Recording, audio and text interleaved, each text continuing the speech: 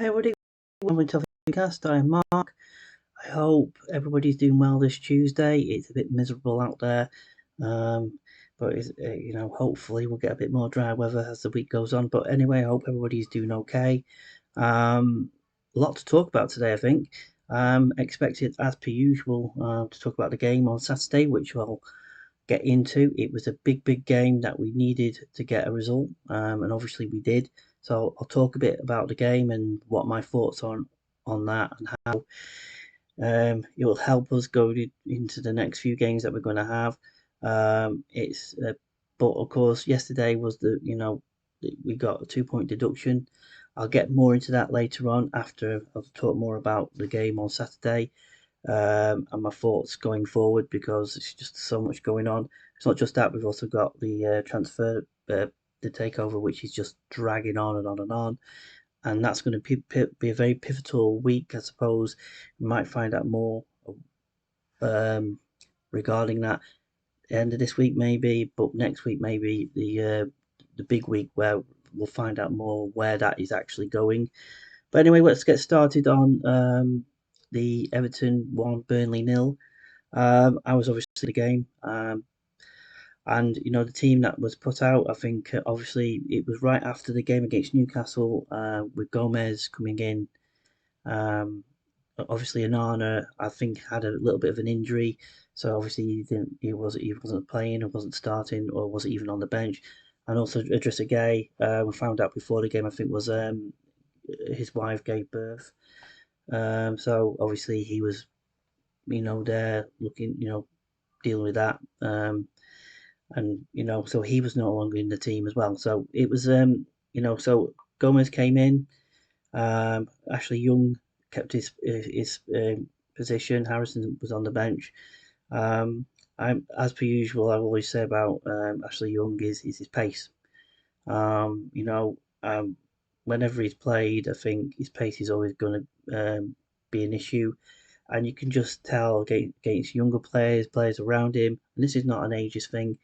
If you're good enough, you're good enough to play in the team. Doesn't matter what age you are. But with Ashley Young, as I mentioned regarding recruitment, he's been uh, not a great signing for us personally. You may have a different opinion on that, but he came in.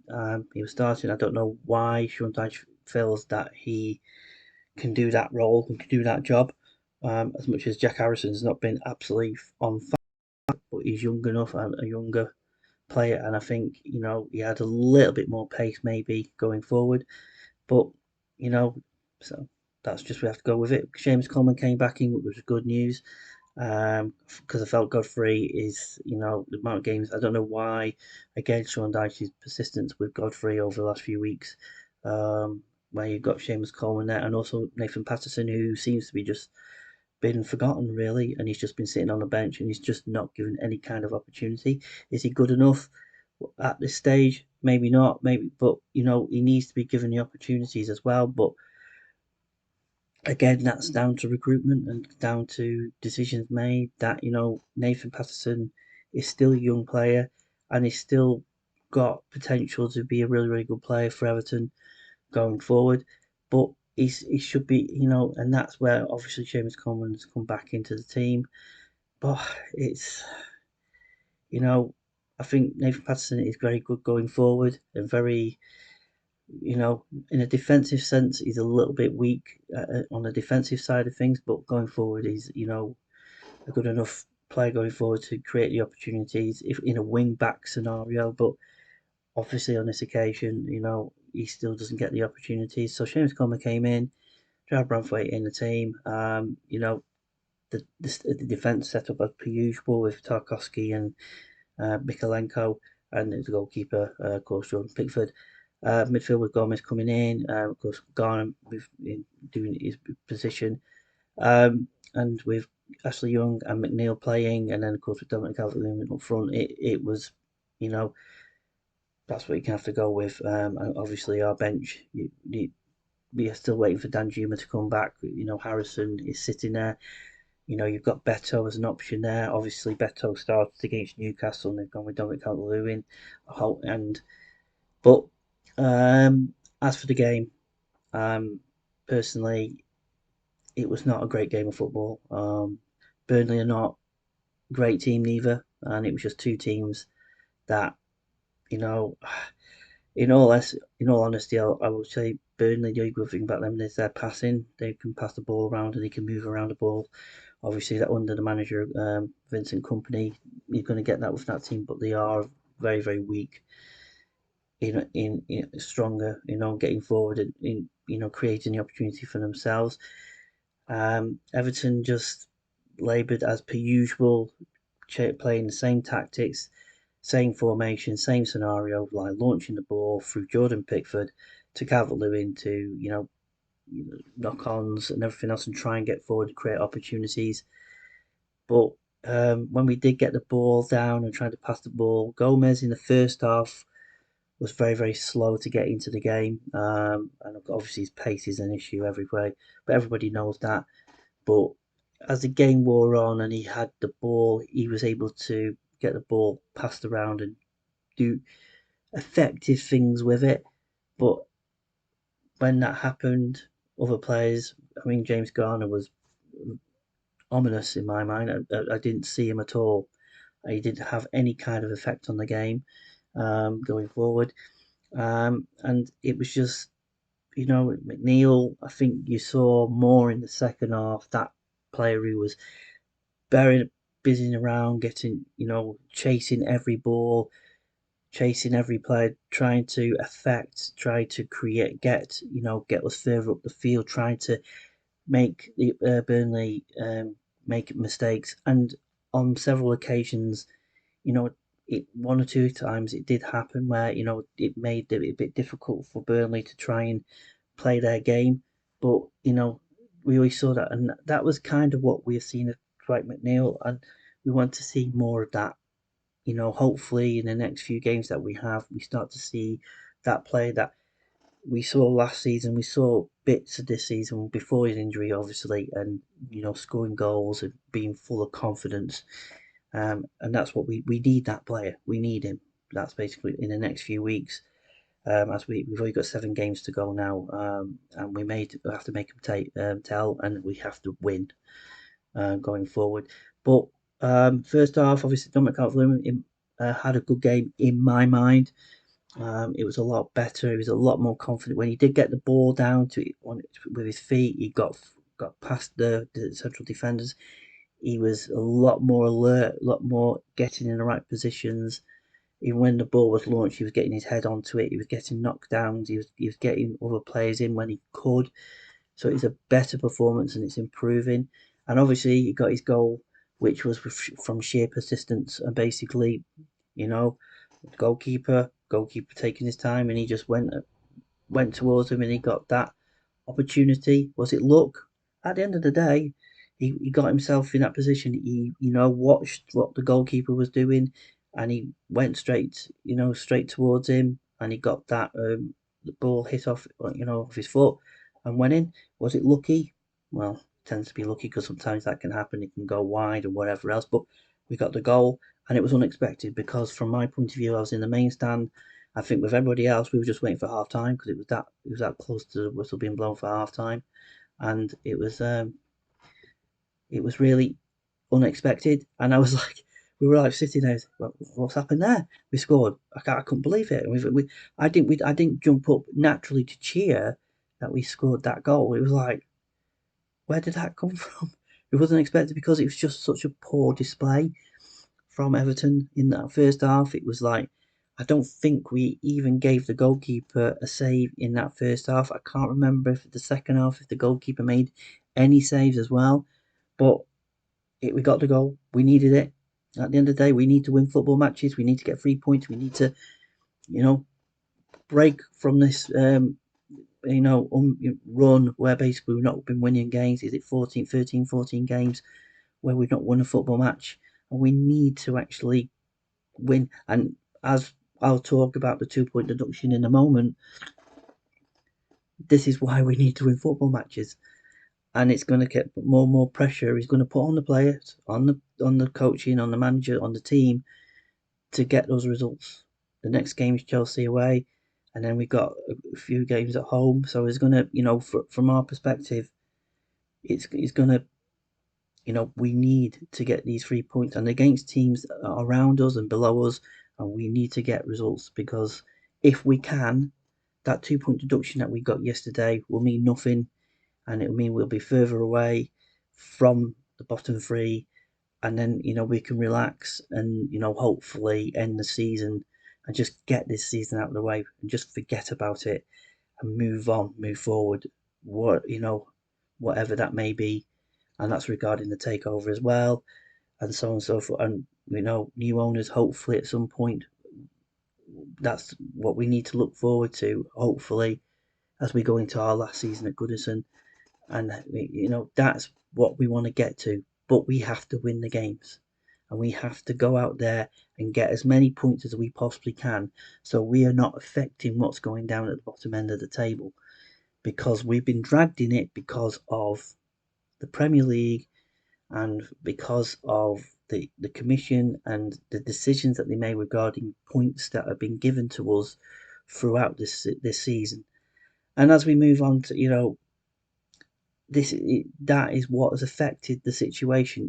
If we didn't have these point deductions, if we didn't have this issue, we would have been a little bit high, we would have been further up the table, and we would have been not even in the area of this relegation fight. But because of what's happened, that's what we're in, and we just have to go forward now as a team, as the fans. We just have to go for it and go, get behind them as per usual, as we always do, and just hope that they can get the results needed that can pull us away from the situation that we're in, and that we don't get pulled into it and get relegated. And that's all we can ask for. And I just hope that now that the 2 point deduction yesterday has taken place, and okay, this is where we're at. The 3 points that we got on Saturday, and now it feels like we've just drawn the game against Burnley. So we've already gained, it's like we've already got a point behind the Luton, and we just need to get the games and get the results that we need to actually go forward and be well away from it. But anyway, that's all we can do as fans. We can go and support them home and away. We can get behind them, and we just hope that that win that we did have on Saturday has give a little bit of confidence to the players that it's a win that they've been trying to get, and it's just not happened, of course. And they can go into the next game against Chelsea. And I saw Chelsea against Sheffield United the other day, and they were not great. And I felt, we can go if we can go at them, we might be able to get something there. It's going to be a difficult one, but we'll have to wait and see. Anyway, let's talk about yesterday.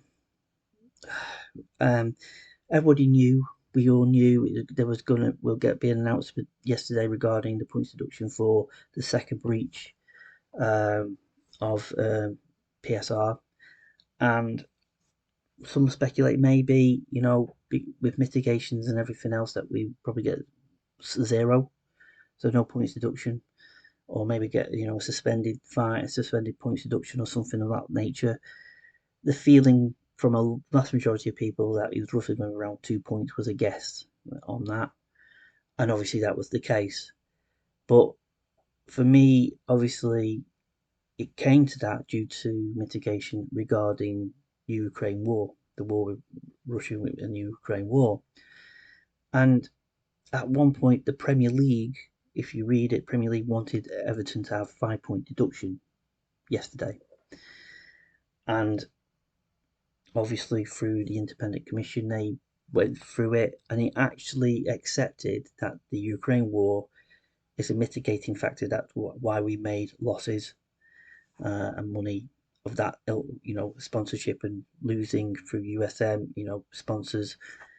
And it wasn't that, oh, we should have accepted it, and expected that, this to happen, this event to happen when nobody knew it was going to happen. But it's taken the second breach for an independent commission. We've had now two independent commissions. We've had an appeal. The first two they didn't take that into account. So that was amazed on that front, that they didn't take that into account to actually look. It may have meant that we still made losses or whatever else, but they put that as a mitigation. And I think it was 0.5, and there was another mitigation that was taken into account, and that became 1, and then there was another point. So that 3 points were taken away, and we were left with 2. But the question is that we've now had this season 8 points deducted. Originally, the Premier League wanted in total 17 points deducted for Everton to be deducted 17 points. Obviously, the Independent Commission originally went with 10 points, and then in the appeal process it dropped to 6, because if you start with 10 points and you've got 9 points, is we can go to administration. But the fact is, we've had 2 breaches thrown at us, and 17 points is what they wanted. And if we had decided to go into administration, we would have automatically just been given 9 points. So we've been given more points for 2 breaches, more than what you get for going into administration, which is absolutely baffling and absolutely shocking. And for me, and I've said this all along, I think we breached. Yes, our finances are terrible and have been terrible for several years, and yes, we deserve a punishment, and it's what that punishment is. But I just feel that the Premier League, without a sanctions policy, has given Independent Commission, who they appoint to go on to go through this, to actually, because they don't have a guide that they can go for to what to give.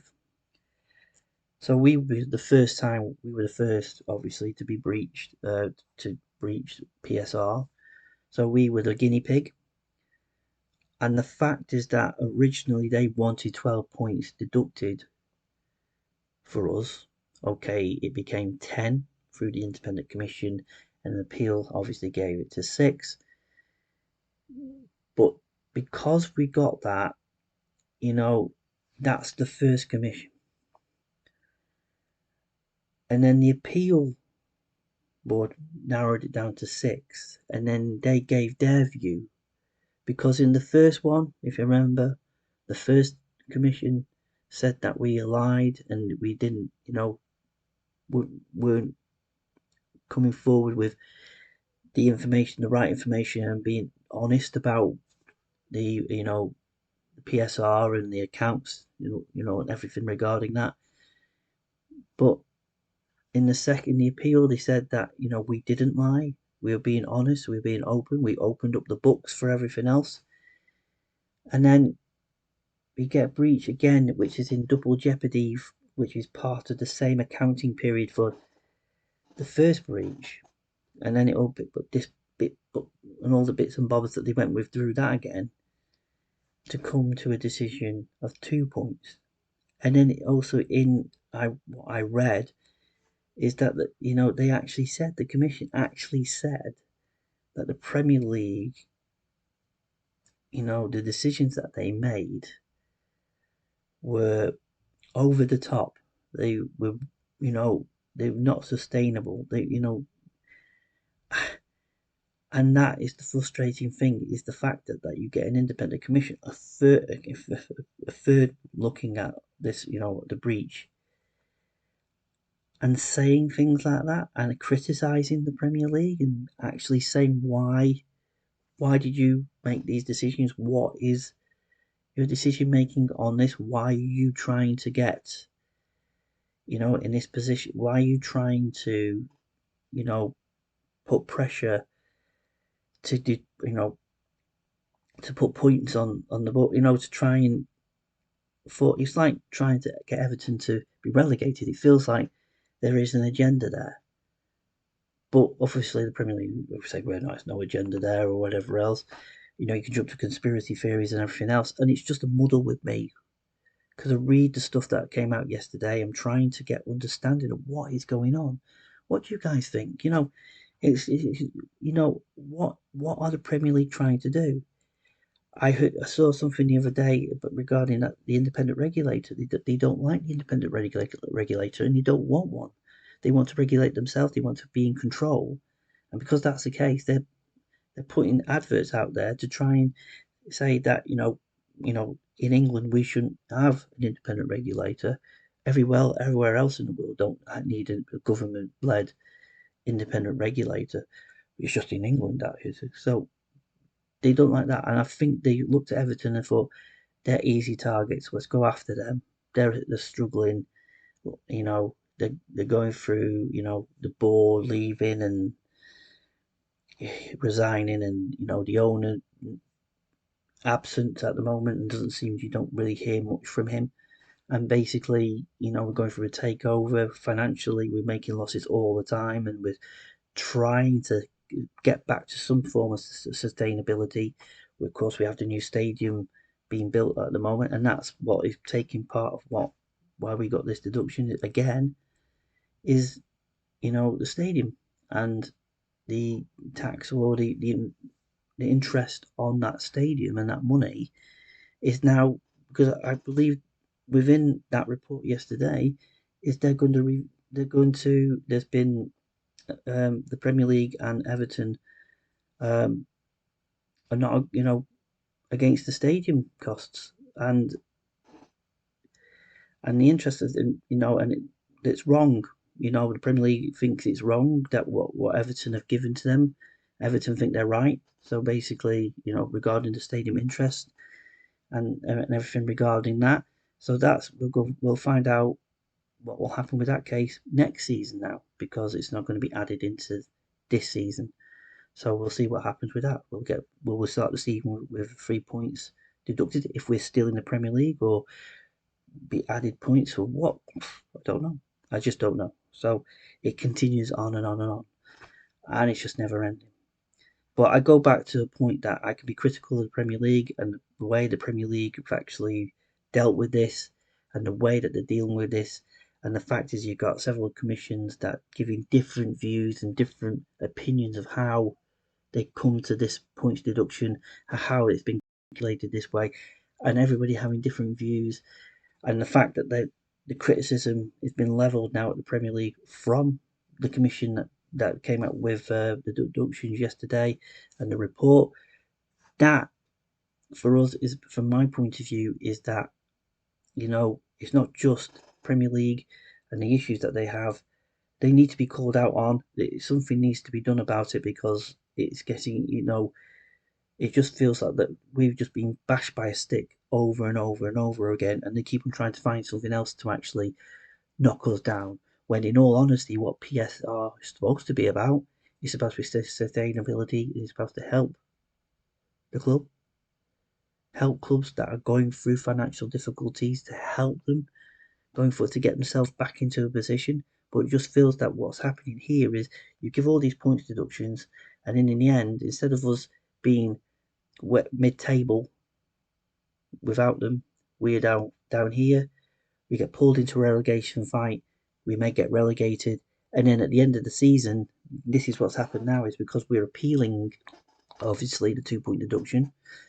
We have to wait until after the season ends. So if we get relegated by 2 points, say, and then it comes back that our points are, they reduce it to zero, that means that we survive, and then basically Luton Town, for example, who may have survived at the end of the season, gets relegated. What's going to happen next? Court cases, legalities, throw that out of the way. Well, they go against us, or it'll be against the Premier League, and say, well, just wait a minute. That's the Premier League. So at the end of the day, you shouldn't be going after Everton Football Club. At the end, it's what the decision, what is in place by the Premier League, is that you should be going after the Premier League regarding that, if that comes to that case. But that what could happen. And the fact is, at the end, that what makes it even worse. And the fact is, it means that you do not know if you are going to stay in the division or not. And it's not just for us. I mean, it's not Forest have obviously been given their points. They might be get pulled in, and they're appealing the 4 points that they've been given. So they're in the same scenario. So just imagine if they get pulled in, maybe we start playing well, we get pulled away, and we're fine, and basically we're safe. But Forest get pulled in, and Luton go on a bit of a run, and Forest get pulled in. If Luton don't, if Forest don't get results, and it goes in that direction, it's all up in the air. So it's like they've extended. It's like, yeah, it is like TV. This is like the Premier League are getting what they want. They're getting the relegation scrap because they want to have what's going on at the top of the table, where they're on Liverpool and Arsenal on the same points. Man City are 1 point behind. They're getting a title race. Everything's wonderful. Everybody wants to watch the ratings and all that, and all the fans all over the world want to watch that. But they also want to see the relegation fight. They want to see a struggle. They want to see who's going to stay up. It's drama. It's everything you want. So you see, as a neutral, that's what you're gonna get. But if you're a fan of those clubs that are in that position, it's not. It's not fun. It's absolute abject crap watching that all the time. Watching your team struggle week in, week out, hoping that you're going to get through it. We've been through it for the last. This will be the third season. But if we weren't given those point deductions and maybe something else was put in place, we would have been mid-table, and maybe we might not have been part of that. But this goes back to where we now have Premier League wanted to bring this new rules in, where it's like tax on it, a certain tax, a certain, I can't understand it. They want to bring something different in. I'm sorry, I can't get the words out. I can't remember what it was, but anyway, it's they want to bring something new in, which means the likes of Man City, who've got about 115 charges at the moment, and Chelsea, who I think are being investigated by the Premier League, but nothing's heard from them at the moment. And it just seems to be that if you're up in the six clubs, you just accept it, just move on. Nothing's happened to them, and it's just like just pick on the teams that it's easy to do so. But it just feels from me as an Evertonian, it just feels there's an agenda there that they are trying to get us relegated. And I may be absolutely wrong, and maybe I'm just being conspiracy theory going on here. And some people who listen to this podcast today will probably say, well, we breached, and basically, we deserve a punishment. But it's how that punishment is being pulled out that is getting me. I have no issue about the breach. I have no issue about what we what's happened, in what way, and whatever it, and how it's been done, and how it's been done over the last few years. I can understand that. I was there demonstrating with everybody else regarding the board at the time last season, and the owner and everything else regarding them, and the decision. You can look at the accounts and the losses that we've made, and the increased amount of losses that we've made. That this club is on its knees and basically needs help to get out of it and get back onto the right road and the right path. And that's when we move on to obviously the takeover, which is absolutely doing my head in. I don't know what's going to happen next. Our 777 partner's going to finally get the approval. It doesn't look like it at the moment. And we now have, obviously, I mentioned last week, MSP, who, and Blythe with, AJ, but, Andy Bell and Stuart Downing, I think, who are, part of that £158 million that was invested by MSP or through themselves into this new stadium, and also, they got security on it. They got security on that, on the stadium, and they got security on half of Moshiri's shares, or majority amount, about 51%, whatever, and they got security on it. And if 777 partners don't pay that 158 million, they can take over. They'll take over the stadium, and because they got security on it, on that investment, they'll take over the 51% of the Farhad Moshiri shares. And if it comes to that, will they take on responsibility? Say we're going to take over the football club and we're going to run it and we're going to. Will they still allow 777 partners to continue to try and get approval to take over the football club, the full amount, or are they going to decide no, we're going to go somewhere else? If there's other investors out there, everything's up in the air. We'll have to find out on the 15th. It's supposed to be the 15th. That's the day we find out. And I believe that there were still people who were part of 777 Partners at the game on Saturday. It wasn't Josh Wander and the usual people. It was so many people below them, who were there.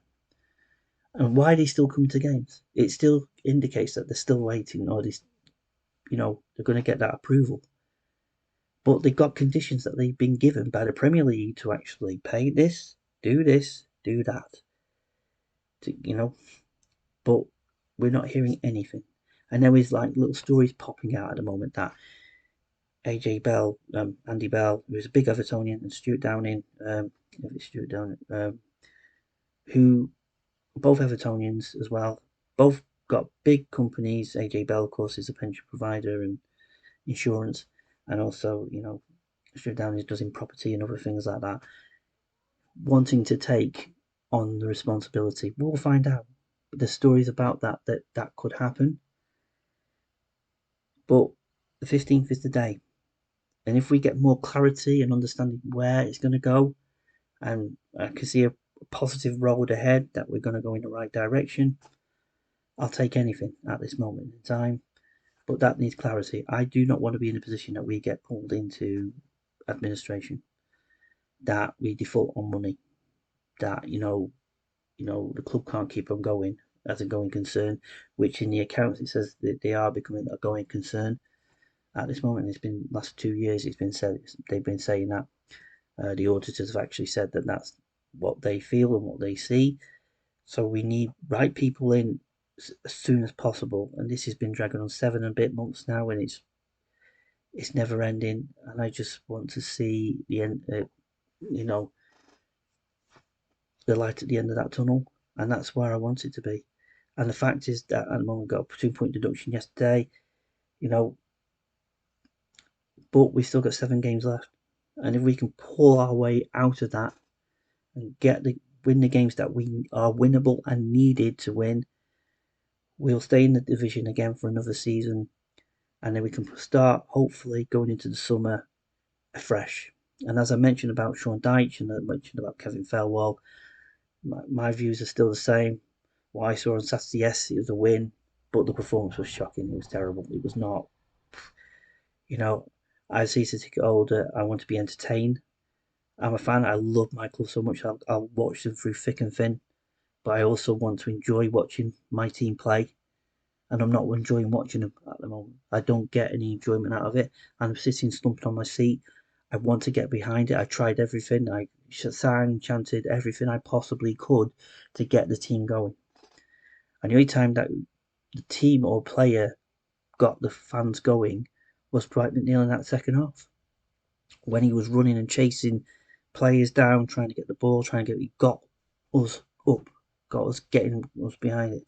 We need to see not just from one player, we need to see that from everyone going at it.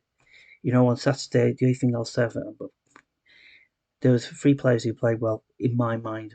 For Calvert-Lewin played well, better than he has been, so he's getting better. His goals are helping, I think, his confidence. Gomez was all right in the second half. Dwight McNeil was a little bit better in the second half as well. But I thought Branthwaite was stand above anybody else in that team. I thought he was fantastic on Saturday. And I think from my point of view, he's going to be head and shoulders above, better than anybody in that team. But also, I think he's going to move on to better things. And yes, okay, we'll get a wonderful fee for him probably. But he's on Saturday, you can just see how good a player he is. He just made everybody else look absolute looked like crap, basically. So calm on the ball, knew what he was doing, just a wonderful player. And it'd be sad to see him go. I just wish we were in a different time. Wish we had, been in a better position, that we were getting into Europe and we're more better position up further up the field, up the table. But you know, that's just how it is, and we just have to move forward and hopefully we can find somebody better, somebody in the future, a young player coming through or anything like that, who can be even better than him. But that's for another day. That's for another that's next season. But all I want to say is that I want to get to the summer, that we have clarity regarding the takeover, what's happening with it, where we can finally move forward, um, and also hopefully to stay in the Premier League and we can go into the final seasons at Goodison, you know, looking upwards and looking in a more positive direction. A lot of work needs to happen, but as I mentioned about Sean Dyche and Kevin Farewell, they need to move on as part of this new future that we need to have as soon as possible. But I can't, until we get clarity, we won't know how that picture is going to be. But my feelings regarding Sean Dyche, we saw it on Saturday and I said it. It was a poor display in a sense. Okay, we came away with a result, but I said the other week that he should go now straight away because I felt that the performance was just like as they are, and we weren't moving forward in any way. He wasn't trying anything different. He wasn't trying to. He seems to he need to be motivating the players to go forward and actually put the fight in, and he just felt lackluster from the players, and that comes from the manager. The manager should be setting the tone for these players to go out there and fight for the shirt and get the results that we need, to actually stay in this division. But just we feel if the new future, if with new owners and new people, they need to make those decisions to actually bring new people in who can take this club, start letting this club develop going forward. And it's going to take a long, long time before we see Everton back amongst it with, the bigger clubs and the opportunities to get into Europe and challenging for title trophies and other things like that. I know I'm a bit optimistic, but I would guess it's going to take a long time, years probably, before we may start to see, Everton that we want it to be. But we need new people in, new owner, and you're not going to get Sean Dyche, you know, taking his club forward for the next few years and developing it into a squad that's going to be capable of challenging for Europe and challenging further up the table. It's not. He's yeah. I think he's limited and he can only do so much. And I think he kept us up last season. And if we can, I would guess he probably will keep us up this season. I'm trying to be optimistic, but going forward, we need new people, coaching manager. We need director of football. We need a new director of football that will look more into the youth and the academy and look at the young players. And we have to be very, very different. And if we are signing players, that we sign players that are young and up and coming, that potentially very similar to how Brighton have done it. Getting the right recruitment, right people coming in because it's not working, and the players that are coming in are not working, and they're not doing, they're not impacting us, helping us forward in getting results that we need to actually compete. And we're just, you can see that at the moment in time. So yeah, we'll see over the next few days, and hopefully we'll find out more from regarding the takeover, regarding if it's going to be 777 partners or if it's somebody else going to, as I mentioned, Andy Bell and so whatnot, MSP taking on that responsibility um, going forward, and hopefully get some clarity on that front. And hopefully, the next few games as we go on, that we can start getting results, and then we can start breathing a bit easier. And then we can go into the summer, and hopefully we can start finally seeing our football club move forward. Because at the moment we're at a standstill. and it feels like we're going backwards, further and further and further backwards, to a point that if we don't get the results, well, you know what happens with results. If you don't get them, you go down, and that's what we are teetering on that. But it's now in the players' hands. Points deduction, that's the last for this season. We just have to move forward. Let the players go out there, do the best they possibly can, and if we can get the results, fantastic. But it is worrying times, and I just hope, as I say, there's that light at the end of the tunnel, and I hope we'll see it soon. So anyway, that's my take today. So yes, there's a lot of things going on at the moment. That hopefully, if I hear anything before my next podcast on Monday, I will put a video out there and give my views of that and let me know. Anyway, let me know in the comments below what you think about everything that's going on, not just the result on Saturday, the 2 point deduction, the takeover, everything else that's going with the football club at the moment. Let me know in the comments below what you think. What is the best way forward for our football club? What is the hope going forward? And anything else that you got on your mind regarding Everton at this moment in time. So, yes, on that note, I'm back on Monday, unless there is something breaking before that. The way the club is at the moment, I'll hear something later on.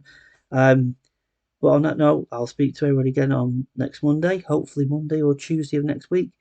On that note, thanks again for listening. I do appreciate it, as per usual, and the support and all the feedback that I get.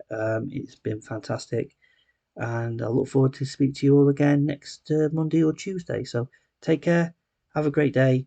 This is the Rambling Toffee signing out. Take care, bye bye.